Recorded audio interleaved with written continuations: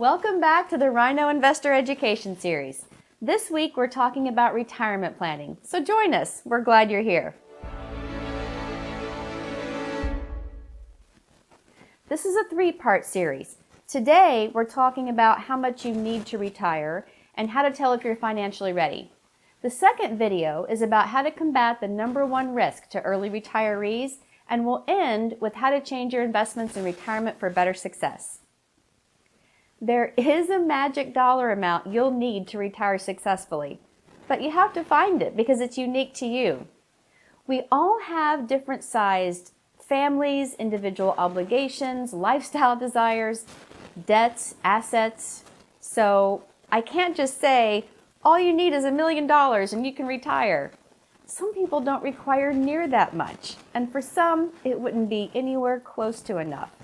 So let's get a ballpark idea of what you need to find your magic number.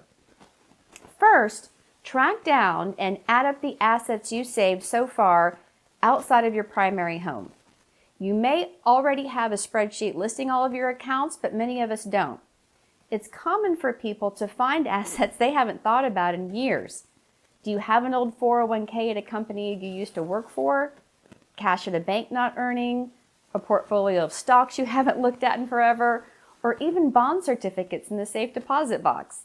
Make a list of the dollar amount, account type, and title of each asset.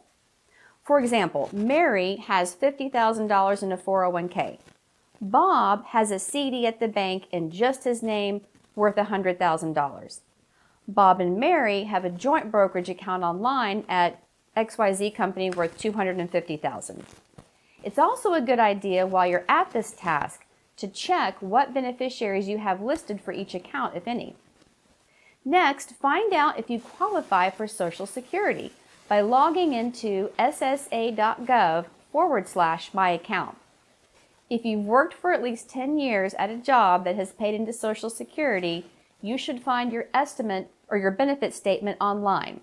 It will tell you what your monthly benefit is at all ages between 62 and 70, depending on what age you start your benefit. Print or download that statement for reference. Also, if you have a pension or other form of retirement income that is not Social Security, get your estimate for that as well. Lastly, look at your budget and get a sense of what it would really take in monthly income to pay your bills and provide you with the life you want in retirement.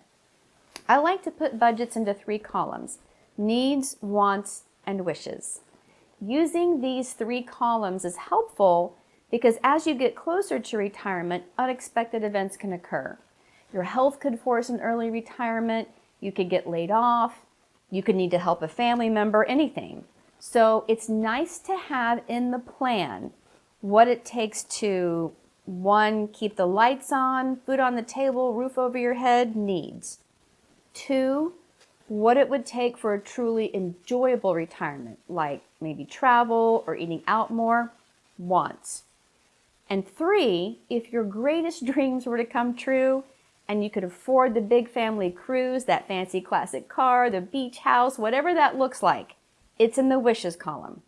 That way, as life unfolds and if something happens, you can look at those 3 columns and know where you are in reaching the 3 different retirement goals. Quick recap. 1, you know how much you've saved, what kind of an account it is, whose name it's in, and who the beneficiary is.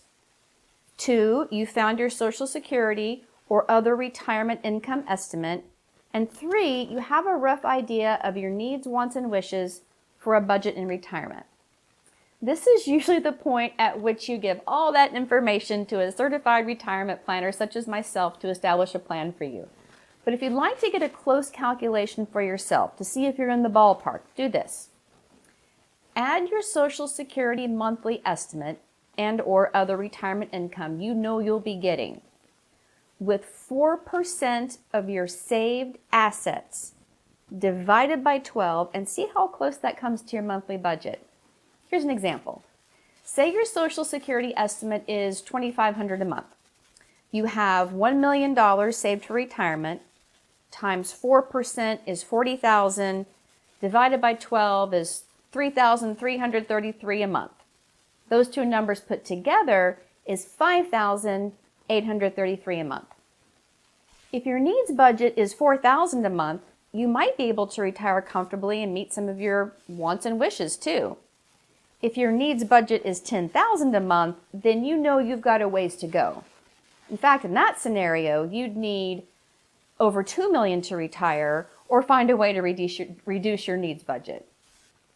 There are other nuances to consider, and speaking with a financial professional about your specific situation is always a good idea. I'm glad to help. But knowing this 4% rule gets you a long way. For more information on why I use 4% and some additional considerations to make when using that rule, I made an animated video on the topic. The next thing you'll want to be aware of once you've finally retired and you're living off your savings is sequence of return risk. Those early years of living off your accounts are the most vulnerable. Learn why and how to combat the risk in video number 2. See you there. Welcome to the Rhino Investor Educational Series. Like and subscribe to charge along with us.